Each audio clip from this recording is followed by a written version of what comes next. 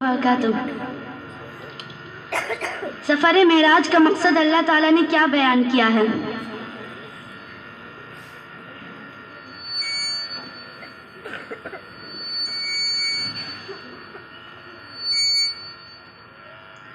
Right answer اپنی بڑی بڑی نشانیاں۔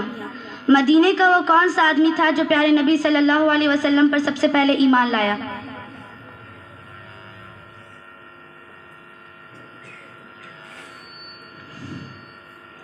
رائٹ آنسر ایاز بن معاذ رضی اللہ عنہ۔ تبلیغ اسلام کے لیے پیارے نبی صلی اللہ علیہ وسلم نے کس کو مدینہ بھیجا؟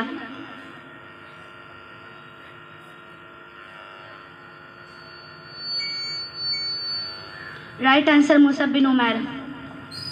سب سے پہلے کس نے مکہ سے مدینہ ہجرت کی؟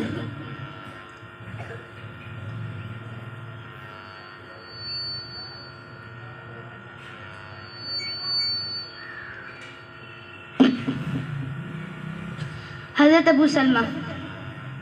ہجرت کی رات پیارے نبی صلی اللہ علیہ وسلم نے اپنے گھر سے کس سورہ کی تلاوت کرتے ہوئے باہر نکلے؟